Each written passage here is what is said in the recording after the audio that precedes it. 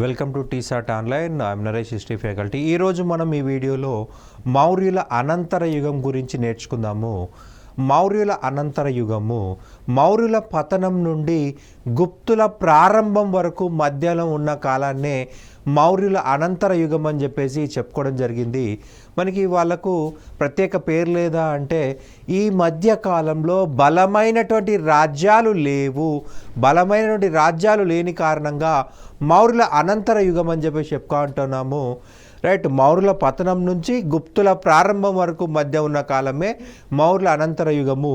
ఈ కాలంలో ఒక బలమైన రాజ్యం అనేది లేదు. రైట్, ఫస్ట్ మనకి చూసినట్లయితే మౌర్యులు అనంతరం భారతదేశంలో 5.5 దశాబ్దాల కాలం రాజకీయ అనైక్యత ఏర్పడింది. మౌర్యుల తర్వాత భారతదేశాన్ని స్వదేశీయులు విదేశీయులు పరిపాలించడం జరిగింది. క్రీస్తు పూర్వం 2వ శతాబ్దం నుండి క్రీస్తు పూర్వం 3వ శతాబ్దం వరకు వర్తకుల యుగం అనే పేరుతో భారతదేశాన్ని పిలువబడేది. ఎందుకంటే అతి గొప్పగా వ్యాపారము అభివృద్ధి చెందినది.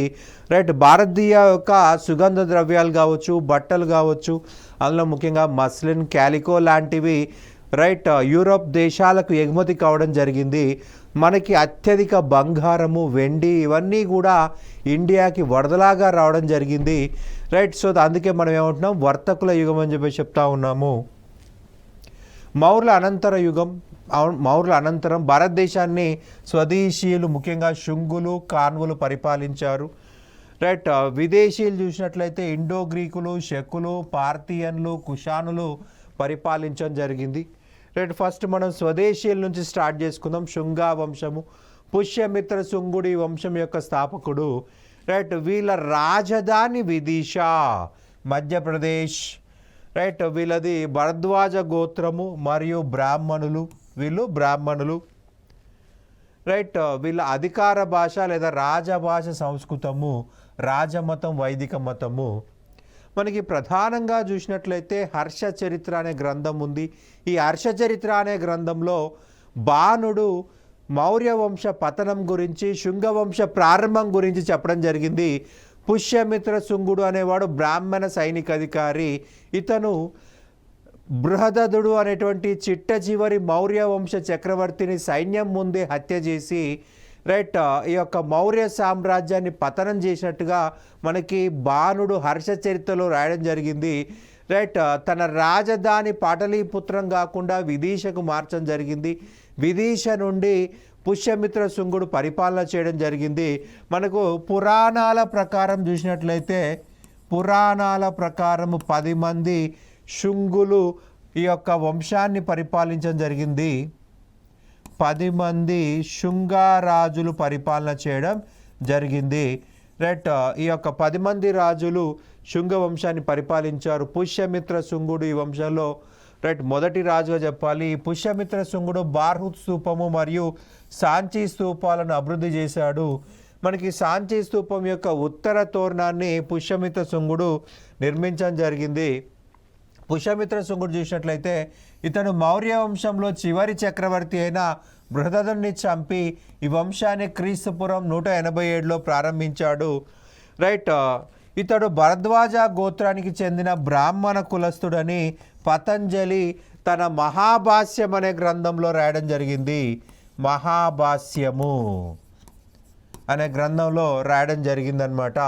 పతంజలి వచ్చేసి మహాభాష గ్రంథ రచయిత. ఇతడు యోగాన్ని అభివృద్ధి చేయడం జరిగింది.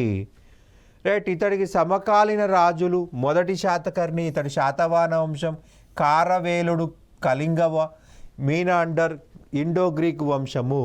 పుష్యమిత్ర శుంగుడు అశ్వమేధ యాగం చేయడం జరిగిందండి. ఈ యాగ అశ్వాన్ని మీనాండర్ అడ్డగించగా పుష్యమిత్ర శుంగుడు అతన్ని ఓడించడం జరిగింది. పుష్యమిత్ర శుంగుడు అతన్ని ఓడించాడనమాట. అలాగే మొదటి శాతకర్ణి చేతిలో ఓడిపోయినట్లుగా మనకు నానాఘాట్ శాసనం ద్వారా తెలుస్తూ ఉంది.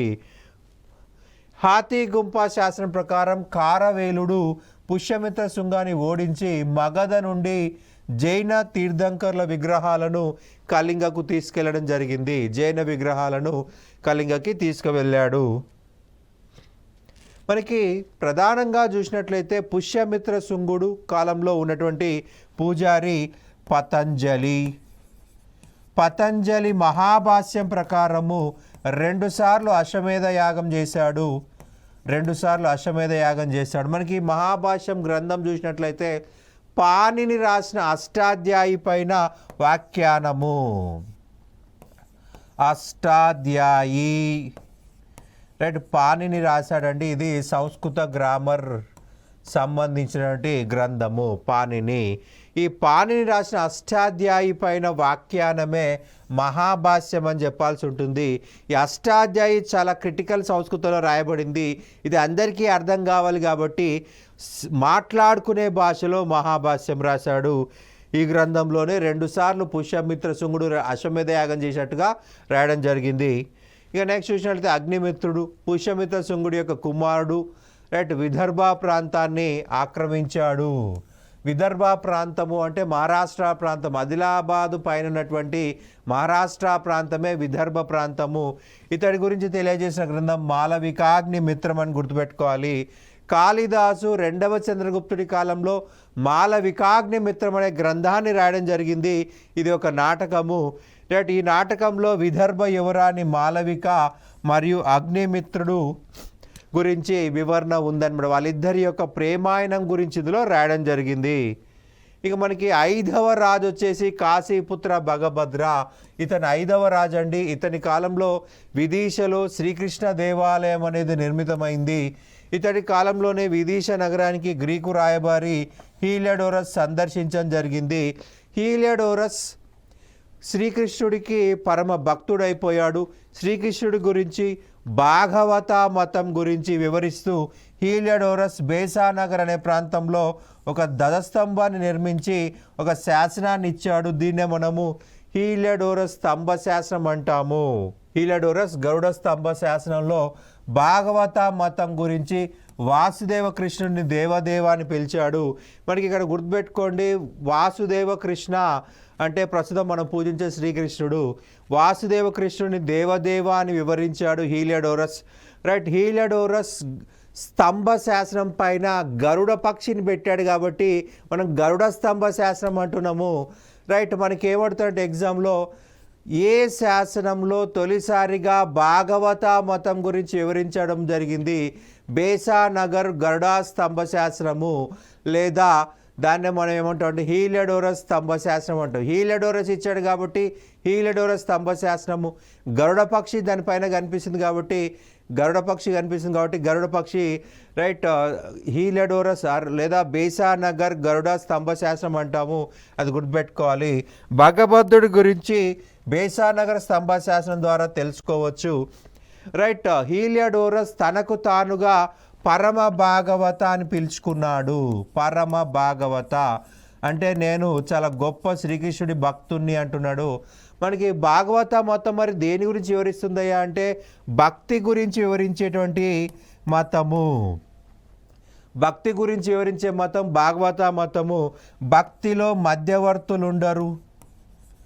భక్తిలో విగ్రహారాధన ఉండదు. భక్తిలో మధ్యవర్తులు ఉండరు. మనము దేవునికి అర్పించుకోవడమే భక్తి. సో ఇక్కడ విగ్రహారాధన ఉండదు. విగ్రహం అనేది ఒక మధ్యవర్తి. రైట్, మధ్యలో పూజారులు అనేవాళ్ళు మధ్యవర్తులు. ఈ భక్తిని ప్రచారం చేసిందే భాగవత మతము. వాసుదేవ కృష్ణుడు అందులో మొదటి ముఖ్యమైన దేవుడు. టోటల్గా 5 దేవతల్ని పూజించారండి ఈ యొక్క మతంలో. వాసుదేవ కృష్ణ, బలరామ మొదటి తరానికి చెందినటువంటి దేవతలు. రైట్, అలాగే మనకి సాబా వాసుదేవ కృష్ణ జాంబవతి యొక్క కుమారుడు. రైట్, వాసుదేవ కృష్ణుడు రుక్మిణి యొక్క కుమారుడు వచ్చేసి ప్రద్యుమ్న. సాబా ప్రద్యుమ్న వచ్చేసి సెకండ్ తరానికి చెందినటువంటి దేవతలు. అనిరుద్ధ రైట్, ప్రద్యుమ్నుడు ప్రభావతి యొక్క కుమారుడు. సో టోటల్గా 5 దేవతలని భాగవత మొత్తంలో పూజించడం జరిగింది. ఈ 5 దేవతలు రైట్ భక్తి మార్గాన్ని ప్రచారం చేసినట్టుగా వాళ్ళు భావిస్తారు. వాసుదేవ కృష్ణ, బలరామ, ప్రద్యుమ్న, సాబా, అనిరుద్ధ ఈ 5 దేవతలకు సంబంధించిన సమాచారం మనకి భాగవత మతంలో కనిపిస్తుంది. భాగవత మతం గురించి వచ్చే శాస్త్రం అంటే హీలియోడోరస్ గరుడ స్తంభ శాస్త్రము లేదా బేసానగర్ గరుడ స్తంభ శాస్త్రం అంటాము. ఇక నెక్స్ట్ చూసినట్లయితే దేవభూతి 10వ రాజితను. శుంగ వంశంలో చివరి రాజు 10వ రాజు, రైట్, చిట్ట చివరి చక్రవర్తి. క్రీస్తుపూర్వం 75లో ఇతడి మంత్రి అయిన వాసుదేవ కాన్వా ఇతన్ని వధించి శుంగ వంశాన్ని అంతం చేయడం జరిగింది. నెక్స్ట్ చూసినట్లయితే కాన్వా వంశము, వీరి రాజధాని పాటలీపుత్ర. కాన్వాయన అనే గోత్రానికి చెందిన బ్రాహ్మణులు కాబట్టి కాన్వ వంశం అనే పేరు తీసుకున్నారు. రైట్, వాసుదేవ కాన్వా ఇతను దేవభూతిని చంపేసి మగధ యొక్క రాజధానిని విదిశ నుండి పాటలీపుత్రానికి మార్చడం జరిగిందండి. పాటలీపుత్రానికి మార్చాడు. సో మళ్ళీ రాజధాని పాటలీపుత్రంకి వచ్చింది. మనకి శుంగుల కాలంలో రాజధాని విదిశ, రైట్, మనకి మళ్ళీ కాన్వ కాలంలో పాటలీపుత్రం వచ్చేసింది. ఇతడి అనంతరం భూమిపుత్ర, నారాయణ, సుశర్మలు పరిపాలించడం జరిగింది. రైట్, కాన్వ వంశంలో చిట్ట చివరి చక్రవర్తి, చిట్ట చివరి రాజు సుశర్మ. రైట్, శాతవాహన అయినటువంటి పులోమావి, మొదటి పులోమావి ఇతన్ని వధించి పాటలీపుత్రాన్ని ఆక్రమించడం జరిగింది.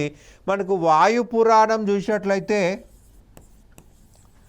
వాయు పురాణంలో ఏం రాసిందయ్యా అంటే, రైట్, మనకి ఆంధ్ర రాజు మగధపై దాడి చేసి సుశర్మను చంపేశారు అని చెప్పేసి రాయడం జరిగింది. ఆంధ్ర రాజు రైట్, మగధపై దాడి చేసి సుశర్మను చంపేసని రాశాడు. కానీ ఇక్కడ మొదటి పులోమావి అనేది పేరు ఇవ్వలేదు. మొదటి పులోమావి శాతవాహన రాజు. శాతవాహనులు తెలుగు ప్రాంతానికి చెందిన వాళ్ళు కాబట్టి పురాణాల్లో ఆంధ్ర రాజులు అన్నారు. రైట్, వాయు పురాణంలో ఏమని రాశారయ్యా అంటే, ఆంధ్ర ప్రాంతానికి చెందినటువంటి రాజు మగధపై దాడి చేసి సుశర్మను చంపారన్నారు. సో అతనికి సమకాలీనంగా ఆంధ్రాలో ఉన్న రాజు మొదటి పులోమావి. అయితే మనకి పురాణాలను బట్టి చెప్పొచ్చా అంటే, అతనికి సంబంధించిన ఇంకేమైనా ఆధారాలు ఉన్నాయా చూసుకోవాలి, శాసనాలు కానీ నాణ్యాలు కానీ. రైట్, మొదటి పులోమావి యొక్క నాణ్యాలు పాత పాటలీపుత్రంలో కుమ్రాహార అనే ప్రాంతంలో ఉన్నాయి. రైట్, కుమ్రాహార అనే పాత పాటలీపుత్రం అంటున్నాము, ఓల్డ్ పాటలీపుత్రం అంటున్నాము.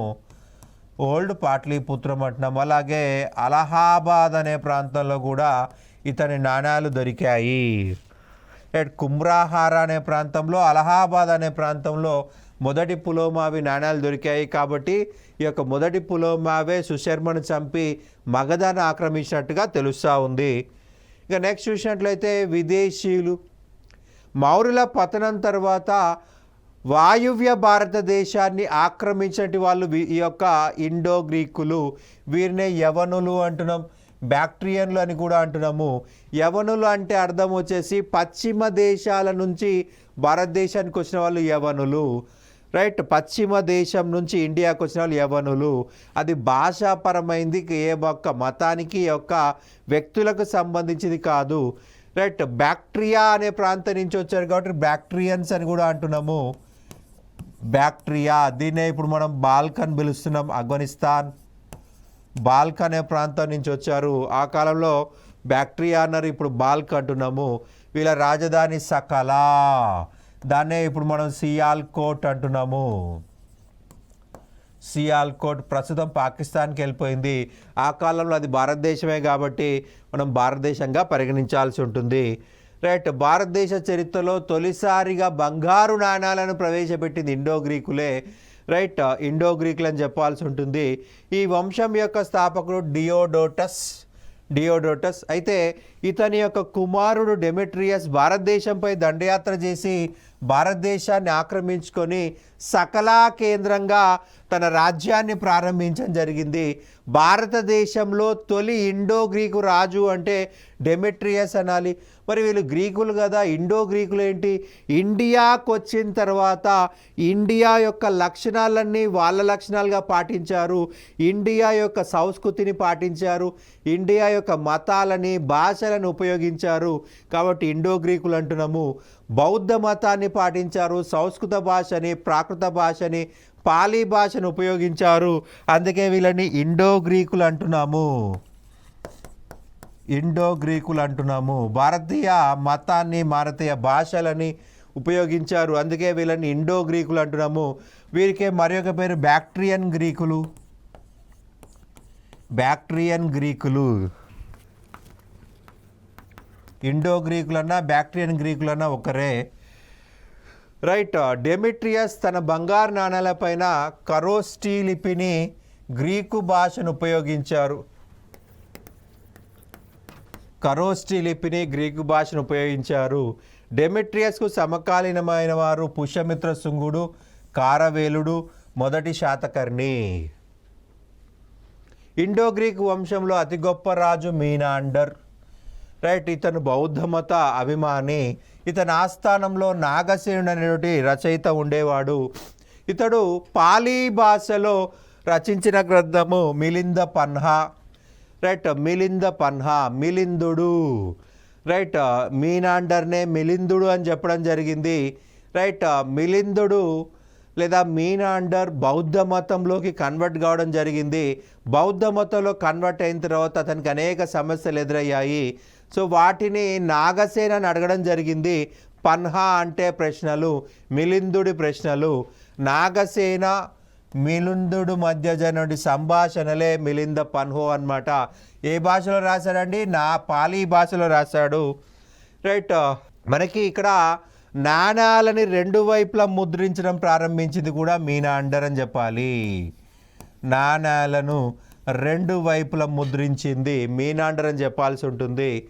రైట్. మీనాండర్ రెండు వైపులా ముద్రించాం. అంతకన్నా ముందు మనకి ఒకవైపే ముద్రించే వాళ్ళు, తెలుగులో మనం దాన్ని విద్ధాంక నాణాలు అనేవాళ్ళము. విద్ధాంక నాణాలు ఒకవైపు మాత్రమే ముద్రించబడి ఉండేవి. ఇంగ్లీష్లో పంచ్డ్ మార్క్ కాయిన్స్ అంటాము. ఒకవైపు పంచ్ చేస్తారండి, రెండో వైపు ఖాళీగా ఉంటుంది. కానీ ఈయన ఏం చేశాడు మీనాండర్ అంటే రెండు వైపులా నాణాలను ముద్రించడం ప్రారంభించడం జరిగింది. రైట్. రెండు వైపులా ఫ్రంట్ సైడ్ని బ్యాక్ సైడ్ ముద్రించాడు. ఒకవైపు తన సమాచారాన్ని, మరి ఒక వైపు గౌతమ బుద్ధుని సమాచారాన్ని కూడా ముద్రించాడు మీనాండర్. ఇక నెక్స్ట్ చూసినట్లయితే శకులు. రైట్. మీనాండర్ తర్వాత వచ్చిన వాళ్ళు అసమర్థులు కాబట్టి సునాయాసంగా శకులు భారతదేశానికి వచ్చారు. ఈ శకులు భారతదేశానికి రావడానికి గల కారణం వచ్చేసి భారతదేశంలో వాయువ్య భారతదేశం బలహీనంగా ఉండడం, రెండోది చైనా గోడ. చైనా గోడ కూడా ఒక కారణం అని చెప్పాల్సి ఉంటుంది. మనకి చైనా చక్రవర్తి షియో వాంగ్టీ, ఇతని కాలంలో అనాగరికులు విపరీతంగా చైనా పైన దాడి చేయడం జరిగింది. చైనా పైన దాడి చేశారు. ఈ దాడి నుంచి చైనాను కాపాడుకోవడం కోసము చైనా గోడ నిర్మాణం ప్రారంభించాడు షియో వాంగ్టీ అనేటువంటి రాజు. రైట్. ప్రతి కిలోమీటర్కి సైనికులను ఏర్పాటు చేసి రైట్ చైనాకి అనాగరికుల దండయాత్ర రాకుండా ట్రై చేశాడు. ఆ అనాగరికులు శకులపై దాడి చేసి శకుల భూభాగాలు ఆక్రమించుకున్నారు. సో ఆ యొక్క సమస్య వల్ల శకులు భారతదేశం వైపు వచ్చారు. మధ్యాసియా నుండి బోలన్ కనుమల మీ ద్వారా భారతదేశానికి వచ్చారు. ఈ వంశస్థాపకుడు మావూజ్. ఈ వంశస్థాపకుడు మావూజ్. రైట్. తక్షశిల కేంద్రంగా ఈ రాజ్యం ఏర్పడింది. తక్షశిల కేంద్రంగా ఈ రాజ్యం ఏర్పడింది. శకులు క్షాత్రప అనే పేరుతో రాష్ట్రాలకు అధిపతులని నియమించారు లేదా ఉంచేవారు. శక క్షాత్రపులు. రైట్. ఈ మావూజ్ అనే వ్యక్తి మహారాజా మహాత్మా అనే బిరుదు తీసుకున్నాడు. సో ఇది స్వచ్ఛమైన సంస్కృత పదము. మహారాజా మహాత్మా అంటే వీళ్ళు భారతీయులు అయిపోయారు. భారతీయ మతాన్ని, భారతీయ భారతీయ భాషలను ఉపయోగించుకున్నాం కాబట్టి వీళ్ళని కూడా భారతీయులుగా భావించాలి. రైట్. నెక్స్ట్ చూసినట్లయితే మావూస్ తర్వాత ఏజస్ అనేవాడు రాజు కావడం జరిగింది. మావూస్ తర్వాత ఏజస్ అనేవాడు రాజు అయ్యాడు. ఈ ఏజస్ చూసినట్లయితే తన నాణాల పైన లక్ష్మీదేవత ముద్రను ముద్రించాడు. ఈ లక్ష్మిలో కూడా మనకి 8 మంది లక్ష్ములు ఉంటారండి. అష్టలక్ష్ములు అంటాం. ధనలక్ష్మి, ధాన్యలక్ష్మి, గజలక్ష్మి ఎట్లా. రైట్. తన నాణాల పైన గజలక్ష్మిని ముద్రించాడు. తన నాణాల పైన గజలక్ష్మిని ముద్రించాడు. అభిషేక లక్ష్మిని ముద్రించాడు. గజలక్ష్మిని, అభిషేక లక్ష్మిని ముద్రించడం జరిగింది. రైట్, ఏజస్ అనేటువంటి రాజు. రైట్, ఇతని నాణ్యాలు చూసినట్లయితే రాగి నాణ్యాలు. తన రాగి నాణ్యాల పైన మనకి గజలక్ష్మి, అభిషేక లక్ష్మి. రైట్, మనకి శకులు నిరంతరము అనేక దాడులు ఎదుర్కొన్నారు. ముఖ్యంగా కుషాణుల నుండి, పార్థియన్ల నుండి అనేక దాడులు ఎదుర్కోవడం వల్ల రైట్ శకులు నాశనం అయిపోయారు. శకుల కింద రాష్ట్ర గవర్నర్లను శక క్షాత్రపులు అని చెప్పుకున్నాము. ఈ క్షాత్రపులు అనేవాళ్ళు రాష్ట్ర గవర్నర్లు అనేవాళ్ళు స్వతంత్ర పడించేసుకున్నారు. సింధు శకులు, తక్షశిల శకులు, మథురా శకులు, ఉజ్జయిన్ శకులు, మ్యాండసోర్ శకులు, ఇవన్నీ కూడా రాష్ట్రాలు. రాష్ట్ర గవర్నర్లు ప్రత్యేక రాజ్యాలు ఏర్పాటు చేసుకున్నారు. రైట్, ప్రధాన రాజ్యం నాశనం అయిపోయింది. వాళ్ళ కింద పనిచేసిన 5 స్వతంత్ర రాజ్యాలు ఏర్పాటు చేసుకున్నారు. అందులో మనకు 2 ఇంపార్టెంట్, ఉజ్జయిన్ శకులు, అలాగే మ్యాండసోర్ శకులు, వాళ్ళే మిన్నాగార శకులు అంటాము. క్షహరాట్ట శకరాజ్యము. రైట్, క్షహరాట్ట వంశం అనేది మ్యాండసోర్ కేంద్రంగా ప్రారంభమైంది. మ్యాండసోర్ కేంద్రంగా, మ్యాండసోర్ మధ్యప్రదేశ్, మ్యాండసోర్ కేంద్రంగా స్టార్ట్ అయింది కాబట్టి మ్యాండసోర్ శకులు అనొచ్చు. వీళ్ళనే మిన్నాగార శకులు అని కూడా పిలుస్తాము. మిన్నాగార శకులు. రైట్, క్షహరాట్ట వంశం చూసినట్లయితే ఈ వంశం యొక్క ప్రారంభకుడు భూమక, స్థాపకుడు భూమక, భూమిని పరిపాలించేవాడు భూమక. భూమక స్వచ్ఛమైన సంస్కృత ప్రథము. సో వీళ్ళు పూర్తి సంస్కృతాన్ని ఉపయోగించారు, భారతీయ మతాలు అవలంబించారు. రైట్, భూమక తర్వాత గొప్ప రాజు నహాపనుడు అని చెప్పాల్సి ఉంటుంది. రైట్, టోటల్ క్షహరాట్ట వంశంలో అతి గొప్ప రాజు నహాపనుడు. ఈ నహాపనుడు గౌతమిపుత్ర శాతకర్ణికి సమకాలీన రాజుగా చెప్పాలి. ఈ శకులు ఏం చేసేవారంటే నిరంతరము శాతవాహన గ్రామాలపై పడి శాతవాహన అమ్మాయిలు ఎత్తుకెళ్ళిపోయి పెళ్ళిళ్ళు చేసుకోవడం జరిగింది. ఇక్కడ మనకి శాతవాహనులు వైదిక మత సంరక్షకులు, హిందూ మత సంరక్షకులు. ఈ శకులు విదేశీయులు. సో విదేశీయులు వచ్చేసి హైందవ మతం లేదా వైదిక మత మహిళల్ని పెళ్లి చేసుకోవడం వల్ల సంకరజాతి పుట్టుకొస్తూ ఉంది. వాళ్ళు విదేశీయులు, వాళ్ళకి హిందూ మతానికి ఏ సంబంధం లేదు, వాళ్ళకి వైదిక మతానికి ఏ సంబంధం లేదు. సో ఇక్కడ మనకి మిక్స్డ్ బ్రీడ్ లాంటిది ఏర్పడుతూ ఉంది. సో దాన్ని వ్యతిరేకిస్తూ గౌతమిపుత్ర శాతకర్ణి నహాపనతోటి 18 సంవత్సరాల పాటు యుద్ధం చేయడం జరిగింది. రైట్, వీళ్ళిద్దరి మధ్య జరిగిన ప్రధాన యుద్ధమే గోవర్ధన హారా యుద్ధము.